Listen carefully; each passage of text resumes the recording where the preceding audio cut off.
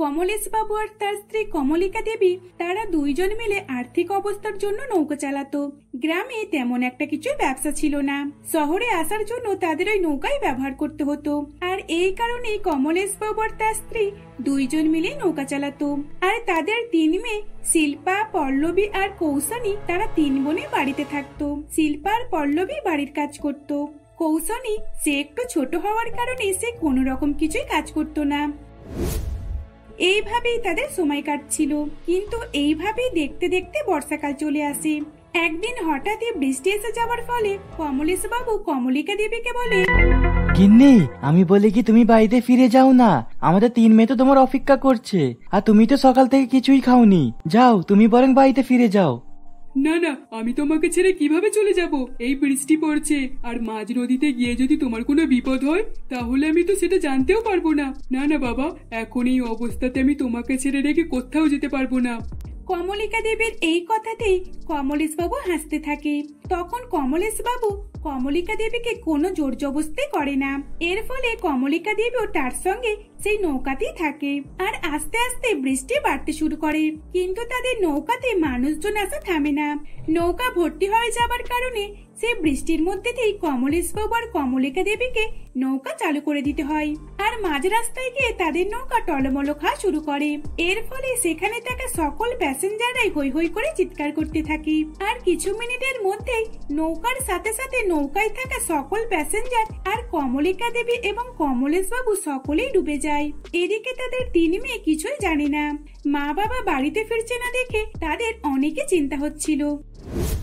পরের দিন সকালবেলা তাদের এক প্রতিবেশী শিল্পার কাছে আসে। শিল্পা, কৌশলী, পল্লবী, তোদের মা বাবার নেই রে। আসলে আমি শহরে যাবার জন্য তোর মা বাবার নৌকাটা খুঁজছিলাম, কিন্তু তোর মা বাবার নৌকাটা তো ঘাটের কাছেই রয়েছে, কিন্তু তোর মা বাবা নেই। আসলে আমি শুনলাম তোর মা বাবা নাকি এই বর্ষাতেই বৃষ্টির মধ্যে ওপারে যাচ্ছিল, আর তখনই ডুবে গেছে। কি কি বলছোটা কি কাকিমা?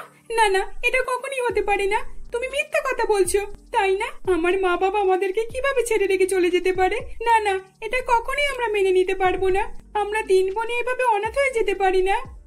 তোরা বিশ্বাস কর আমার কথাটা, আমি সত্যিই বলছি। আমি তোদেরকে কেন মিথ্যে কথা বলতে যাব বল? তোরা 3 বোনই নিজেকে সামলাবার চেষ্টা কর, কারণ তোদের পাশে দাঁড়াবার মতো আর কেউ নেই। আর তোদের এই ছোট বোনটাকে তোরা দেখাশোনা কর, কারণ এখন থেকে কৌশানীর মা বাবা তো তোরাই, তাই না? প্রতিবেশী কাকিমার মুখে এইসব কথা শুনি শিল্পা, পল্লবী আর কৌশানী তারা তো চমকে ওঠে। মা বাবা চলে যাবার কষ্টটা তারা কাউকেই বলে বোঝাতে পারছিল না। বাড়ি ফাঁকা হয়ে যাবার ফলে তারা অনেকে কান্নাকাটি করতে থাকে। আর কিছুজন মাঝি তাদের বাড়িতে তার বাবার নৌকাটাকে পৌঁছে দিয়ে যায়। বাবা নেই তো কি হয়েছে, বাবার নৌকাটা তো এখানেই রয়েছে। আমরা এই নৌকাটা দেখে বাবা মায়ের কথা মনে করব, আর ভাববো যে মা বাবা আমাদের সাথে সব সময় রয়েছে।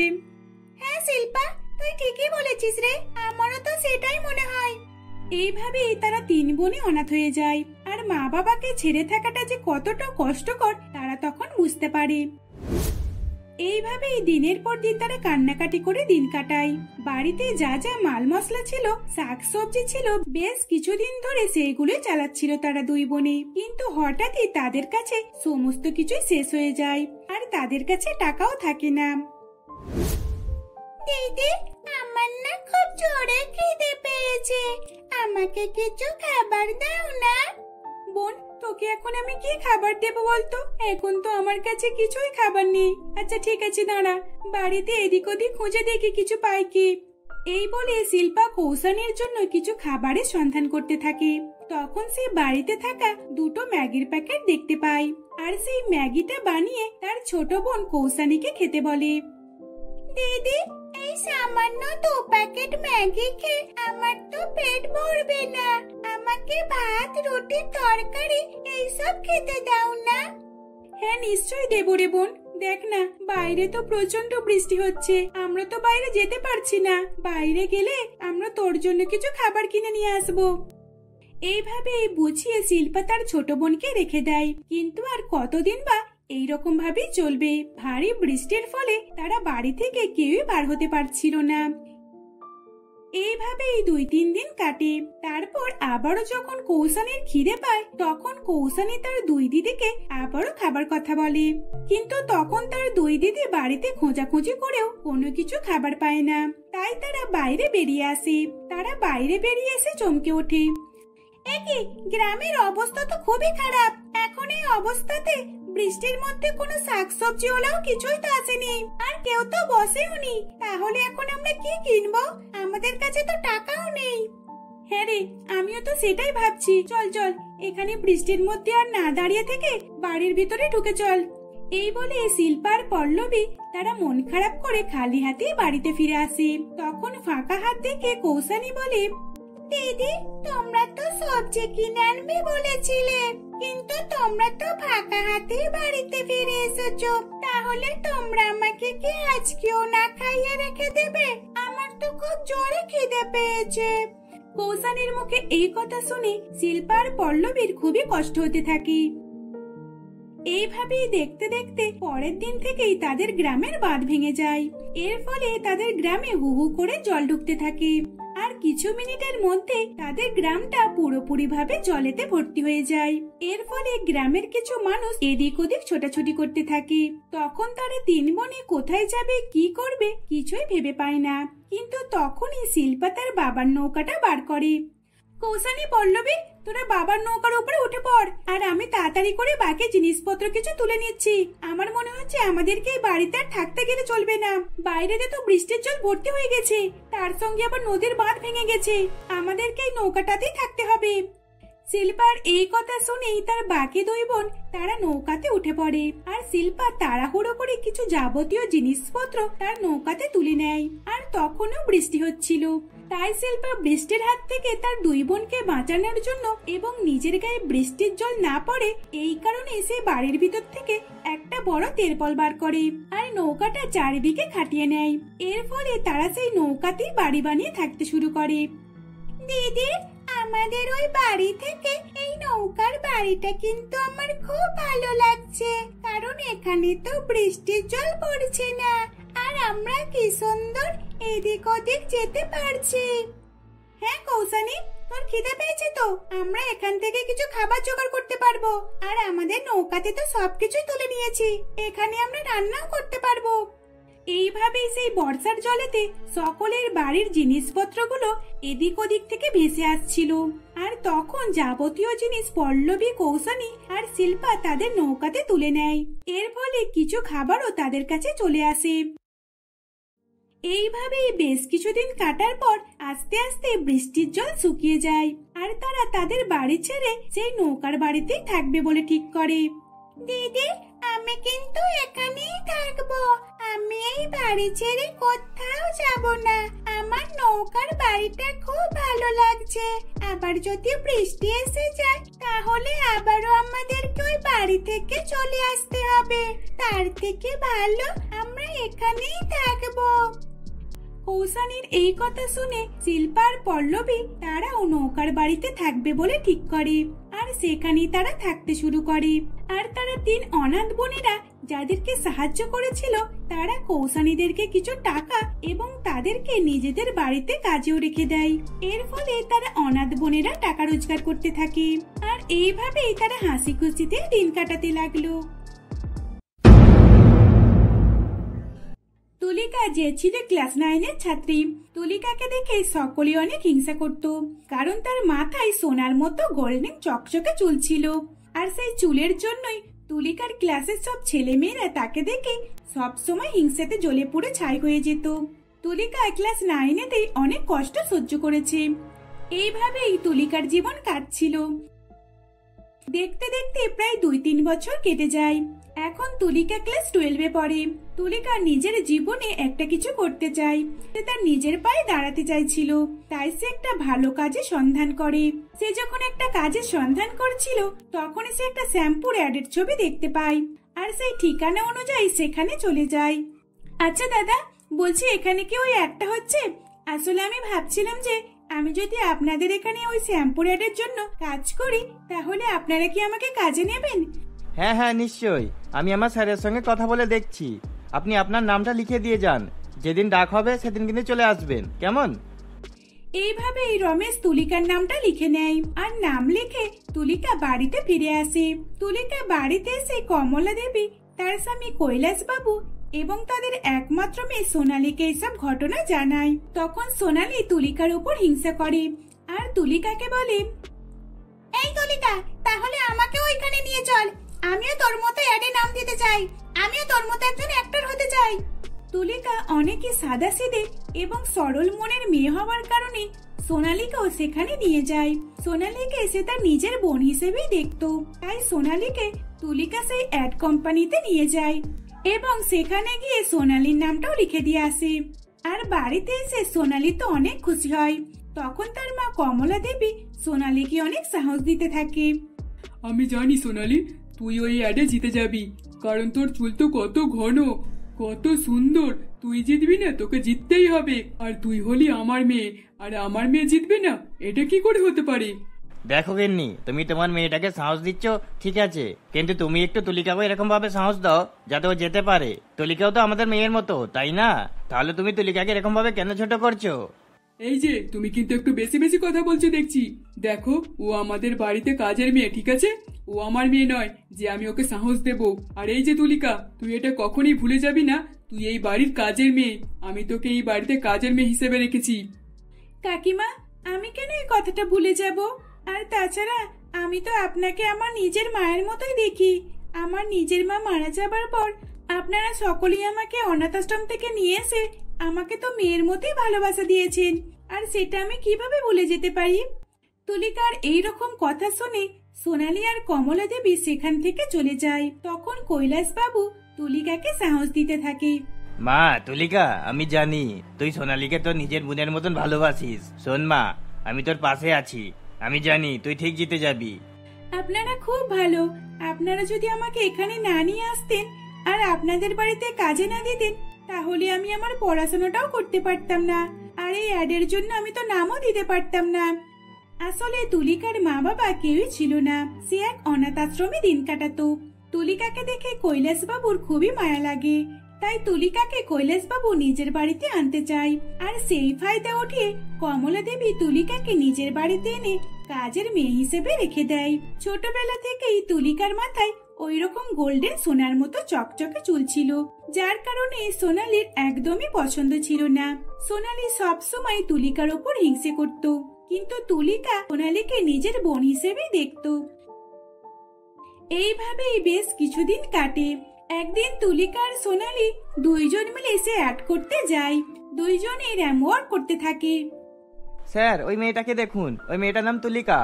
ওর মাথায় অনেক সুন্দর ঘন লম্বা চুল রয়েছে। আমরা যদি ওকে আমাদের শ্যাম্পুর অ্যাডের জন্য রেখে দিই, তাহলে কিন্তু আমাদের অনেক ফায়দা হয়ে যাবে, সকলে আমাদের শ্যাম্পু কিনবে। তুমি ঠিকই বলেছো, ওকে ফাইনাল নিয়ে নাও। আর একবার যখন হবে তখন আমি ওকে ফাইনাল মডেল হিসাবে নিয়ে নেবো, ঠিক আছে? তুমি এখন তুলিকাকে অর্ধেক মডেল বানিয়ে দাও। সেদিন র্যামওয়ার্কে তুলিকা জিতে যায়, আর এই দেখে সোনালীর খুবই হিংসা হয়। তুলিকা জিতে তার বাড়িতে চলে আসে এবং তার কাকিমা এবং কাকুকে এই ঘটনা জানায়। তখন তার কাকাও অনেক খুশি হয়, কিন্তু তার কাকিমা একদমই খুশি হয় না। এই তুলিকা, তোর সঙ্গে যে আমার মেয়ে সোনালী গেল, তাহলে সোনালী কোথায় গেল? ওর কি হলো? তাহলে সোনালী কি জিততে পারেনি? মা, আমি এই তো এসে গেছি। মা, আমি জিতলাম না। আমি ভাবলাম যে এই অ্যাডের শ্যাম্পুর একটা হয়তো আমাকেই দেওয়া হবে, কিন্তু আমি পারলাম না মা। আচ্ছা মা, তুমি বলো তো, তুলিকার থেকে আমার চুলটা তো অনেক সুন্দর, তাহলে আমি কেন পেলাম না এই শ্যাম্পুর একটা? সোনালী মা, তুই চিন্তা করিস না, দেখবি একদিন না একদিন তুইও ঠিক পেয়ে যাবি। দেখ সোনালী, এটা তো আমিও জানতাম না যে আমি একটা জিতে যাব আর আমিই পাবো। আমি যদি জানতাম তাহলে আমি জিততাম না রে। আমি তোকে জেতাবার জন্য আমি বাড়িতেই থেকে যেতাম। চুপ কর তুই, আর কোনো কথা বলবি না। আমার মেয়ের উপরে কি হচ্ছে না হচ্ছে সেটা তুই কিভাবে বুঝবি? কারণ তুই তো জিতে গেছিস, তাই না? আর আমার মেয়ে তো হেরে গেছে। মা সোনালী, চলে আয়, তুই আমার সঙ্গে চলে আয়। এইভাবে কমলা দেবী সোনালীকে ডেকে নিয়ে সেখান থেকে চলে যায়। আসলে এই তুলিকার মাথায় অত সুন্দর গোল্ডেন চুল হওয়ার কারণে তার চুলটা সকলেই অনেক পছন্দ করে এবং তাকে মডেল হিসেবে বেছে নেয়। আর এইসবের ফাইনাল ডিসিশন 5 দিন পরে দেওয়া হবার কথা জানায়। সেদিনটা এইভাবেই কেটে যায়। পরের দিন সকালবেলা তুলিকা স্নান করে মাথায় শ্যাম্পু করে চুলের যত্ন নিতে নিতে বাথরুম থেকে বাইরে বেরিয়ে আসে। আর তখনই তার কাকিমা তার সামনে চলে আসে। কিন্তু ঠিক তখনই তাদের দরজার কলিং বেলটা বেজে ওঠে। আমার মুখের দিকে দাঁড়িয়ে দাঁড়িয়ে কি দেখছিস? যা গিয়ে দরজাটা খোল। এখন কি তোকে দরজা খোলার কথা বলে দিতে হবে নাকি? এই তো যাচ্ছি, এক্ষুনি যাচ্ছি। এই বলে তুলিকা দরজা খুলে দেয়। তুলিকা দরজা খুলতেই দেখে যে তার সামনে অনেকগুলো মিডিয়ার লোক এসে হাজির হয়েছে আর তাকে একের পর এক চুলের ব্যাপারে প্রশ্ন করে যাচ্ছে। তখন তুলিকা সব রকমের প্রশ্নের উত্তর দিয়ে যাচ্ছে। আর তার কিছুক্ষণ পর তুলিকার ইন্টারভিউ শেষ হয়ে যায়। তারপর রুমের ভিতরে চলে যায়। এইসব দেখে সোনালি হিংসে জ্বলে পুড়ে ছাই হয়ে যায়। মা, ওর কিছু একটা ব্যবস্থা আমাকে করতেই হবে। এখন তুমি আমাকে বলো, আমি ওই গরিব ভিখারি কাজের মেয়েটার কি করব? কারণ ও তো আমার থেকে বড় হয়ে যাচ্ছে দেখতে পাচ্ছি। আমি এত সুন্দর হয়েও অ্যাড পেলাম না, আর ও একটা ভিখারি হয়ে অ্যাড পেয়ে গেল। ঠিক আছে, তুই চিন্তা করিস না। দাঁড়া, আমি ওর চুলের একটা ব্যবস্থা করছি। দেখবি কাল থেকে ও আর কোথাও বেরোতে পারবে না, আর স্কুলেও যেতে পারবে না। এই নে, এটা হলো একটা চুল পড়ে যাবার শ্যাম্পু। এটা তুই কোনোভাবে তুলিকার শ্যাম্পুর বোতলে ভরে দে, আর তারপর মজা দেখবি। কমলা দেবীর কথা মতো সোনালি সেই চুল উঠে যাবার শ্যাম্পুটা নিয়ে তুলিকার কাছে যায়। তখন তুলিকাকে সোনালি বলে, তুলিকা, তুই তো এবার থেকে আমার থেকে অনেক বড় হয়ে যাবি। মানে তুই তো এখন শ্যাম্পুর অ্যাড পেয়ে গেছিস। তুই তাহলে একজন সেলিব্রিটি হয়ে যাবি, তাই না? আচ্ছা, তুই কি তোর হাতের এক কাপ কফি আমাকে খাওয়াতে পারবি? সোনালি, তুই এভাবে কেন বলছিস? আমি নিশ্চয়ই তোকে খাওয়াতে পারবো। দাঁড়া, আমি তোকে এখন কফি বানিয়ে নিয়ে এসে দিচ্ছি। এই বলে তুলিকা কফি বানাতে রান্নাঘরে চলে যায়। আর তারপর সোনালি সেই সুযোগ বুঝে তুলিকার শ্যাম্পুতে সেই তার মায়ের দেওয়া শ্যাম্পু মিশিয়ে দেয়। আর তারপর সে আবার হলরুমে চলে আসে। আর কিছুক্ষণ পর তুলিকা সেখানে এসে সোনালিকে তার কফি দিয়ে দেয়। এইভাবেই সেদিনটা কাটে। পরের দিন তুলিকা স্নানের সময় যখন শ্যাম্পু করে তখন তার চুলগুলো, মানে তার গোল্ডেন সোনালি চকচকে চুলগুলো তার হাতে চলে আসে এবং সে ন্যাড়া হয়ে যায়। তখনই কাঁদতে কাঁদতে বাথরুমের বাইরে বেরিয়ে আসে এবং বাইরে এসে সব ঘটনা তার কাকু, কাকিমা এবং সোনালীকে শোনায়। তার কাকু তুলিকার এরকম অবস্থা দেখে অনেকে দুঃখ পায়, কিন্তু তার কাকিমা এবং সোনালী তার তো মনে মনে অনেক খুশি হয়। আর এদিকে তুলিকা অনেক কান্নাকাটি করতে থাকে। এখন আমি কিভাবে স্কুলে যাব? এই ন্যাড়া মাথা নিয়ে আমি যদি স্কুলে যাই তাহলে সকলেই আমাকে অনেক রাগাবে। কিন্তু আমার তো সামনে পরীক্ষা রয়েছে। আমি এখন যদি স্কুলে না যাই তাহলে তো আমি কিছু জানতেও পারবো না। আমি তো কিছুই বুঝতে পারছি না কি করব। না না, তাহলে আমাকে ন্যাড়া মাথা নিয়ে স্কুলে যেতে হবে। আর অ্যাডের চিন্তা আমি পরে করব। আমাকে গিয়ে পরীক্ষাটা দিতে হবে। সেদিন তুলিকা মাথায় ওড়না জড়িয়ে স্কুলে যায়। তার ওই রকম স্কুলে আসাতে তাকে সকলে নিয়ে হাসি মজা করতে থাকে। আর তারপর তাদের ক্লাসের একটা মেয়ে তার মাথা থেকে ওড়না খুলে নেয়। আর তখনই তুলিকার ন্যাড়া মাথা বেরিয়ে আসে। সেই দেখে সকলে হাহা করে হেসে ওঠে। তখন তুলিকা সেখানে লজ্জায় আর থাকতে না পেরে বাড়িতে ফিরে আসে। আর তারপর রাত্রেবেলা অনেকে কান্নাকাটি করতে থাকে। আর মাত্র একদিন বাকি ছিল ফাইনাল ডিসিশনের জন্য। পরের দিন সকলে এসে শ্যাম্পুর অ্যাডের জন্য এসে পৌঁছায়, কিন্তু তুলিকা সেখানে যেতে পারে না। তার ন্যাড়া মাথা নিয়ে এসে কোথাও যেতে পারছিল না। আর এদিকে তার কাকিমা এবং সোনালী তাকে বাড়ি থেকেও বার করে দেয়। তখন তুলিকা কাঁদতে কাঁদতে বলে, আজকে মনে হচ্ছে আমি সত্যিই অনাথ। মা, এখন আমি কোথায় যাব? কোথায় যাবার মতো আমার জায়গাও তো নেই। এইভাবেই তুলিকা নিজে নিজেই মনে মনে বিড়বিড় করতে থাকে। আর তারপরে তার সামনে একটা বড় গাড়ি এসে দাঁড়ায়। এই গাড়ি থেকে একটা বড় অফিসার নেমে আসে, যার নাম ছিল অজয়। আরে আপনি তো সে, আজকে তো আপনার ফাইনাল অ্যাডের জন্য যাওয়ার কথা ছিল, আর আপনি না গিয়ে রাস্তা এভাবে ঘোরাফেরা করছেন। আপনাকে তো আমরা টিভিতে দেখেছি। দেখুন, দয়া করে আমাকে বিরক্ত করবেন না। এখন আমার কেউ নেই। আমি একজন মডার্ন হওয়ার কথা ছিলাম। এখন আমি কেউ না। আমি একজন মডার্ন হওয়ার কথা ছিলাম। ঠিকই, কিন্তু এখন আমি এই ন্যাড়া মাথাতে কিছুই হতে পারবো না। তুলিকার এই কথা শুনে অজয় তাকে শান্ত করে এবং তার কান্নাকাটি দেখে অজয় তাকে নিজের সঙ্গে বড় গাড়িতে করে তার বাড়িতে নিয়ে যায়। আর তাকে ডাক্তার দেখিয়ে চিকিৎসা করে আবারও তার মাথাতে নতুন চুল গজিয়ে দেয়। আর এইভাবেই কিছু মাসের মধ্যে তুলিকার মাথাতে আবারও সুন্দর গোল্ডেন চকচকে চুল গজিয়ে ওঠে। আর সেই চুল দেখে আবার তুলিকাকে অনেকজন মডেলের পার দিয়ে দেয়।